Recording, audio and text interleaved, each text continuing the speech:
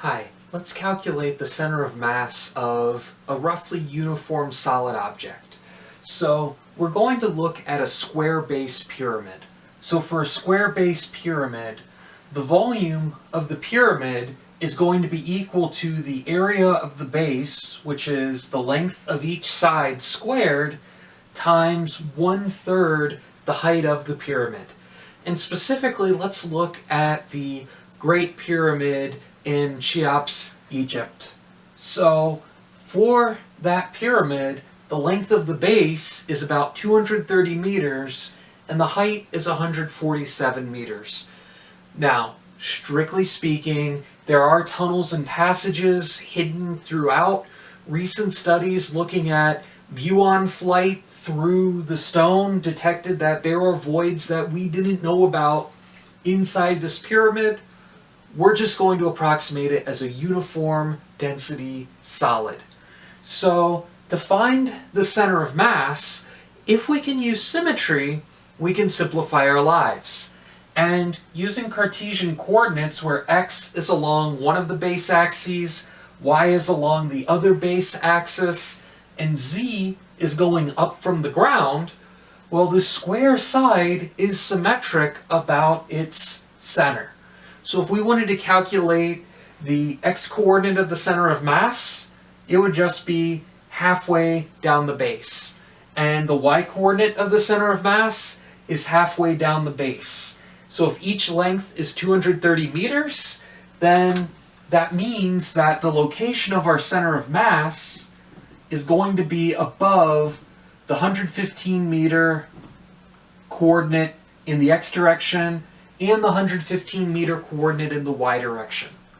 So the z direction presents a bit of a challenge because the size of the pyramid is continuously changing as we go from the base to the top.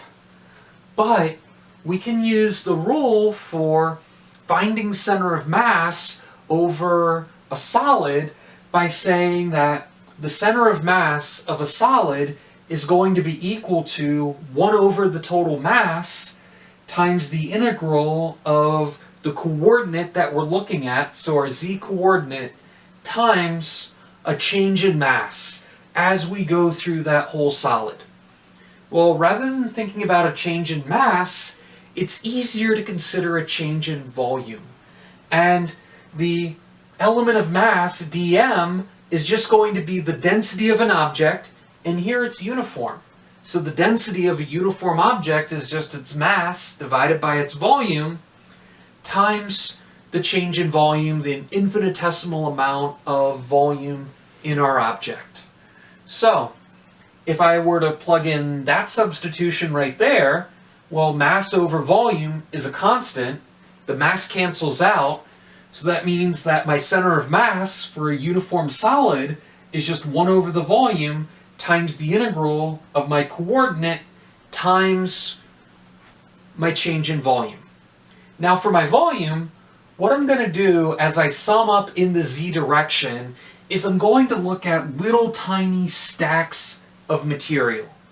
So each stack is going to have a square base, and that base is going to be a function of the height. When we're at the very bottom, our base is equal to the full base of the pyramid. When we get to the top, that base has to go to 0. And the height is going to be some infinitesimally tiny height dz. So our element of volume, dv, is going to be our length of our base as we go up squared times dz. Now to figure out the length of that base, well, let's look at our boundaries that we have to deal with. So when z equals 0, when we're on the ground, our length has to equal the length of the base. When z equals our height h, our length goes to 0. And it's something that, because of the shape of a pyramid, is changing linearly. So that means then that the slope of this changing base is going to be minus the length divided by the height times whatever a z coordinate is, and then if z equals 0, well, this gives us 0, we better get L, so we have to add in a constant L. And if we check it, when z equals h over h gives me minus L plus L, that gives me 0.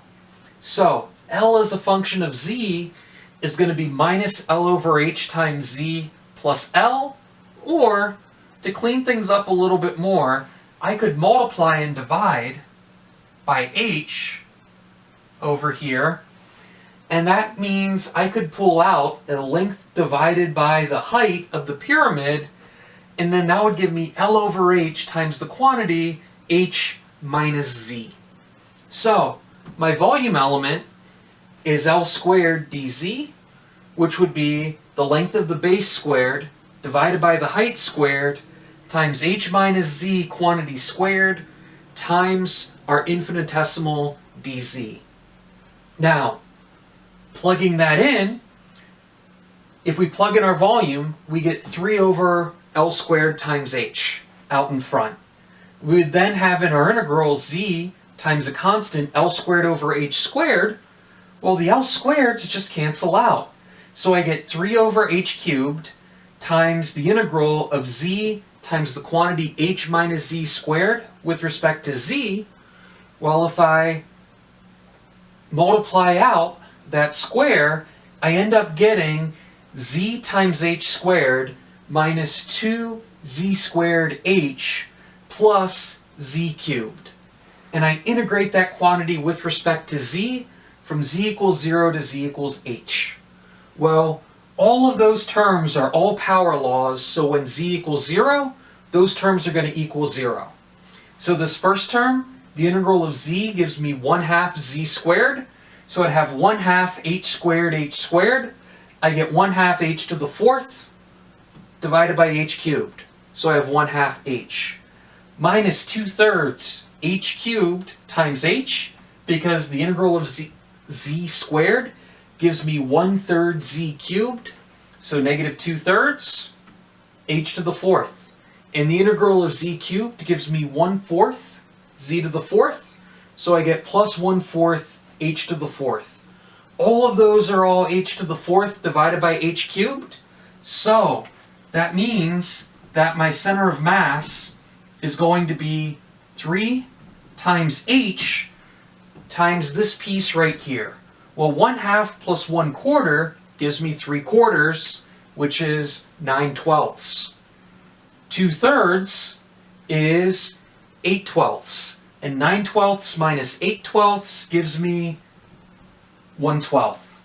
So that means then that the height of the center of mass is 3/12 times the height of the pyramid, and 1/4 of the height is going to give me a z coordinate of 37 meters above the ground. Thanks for watching.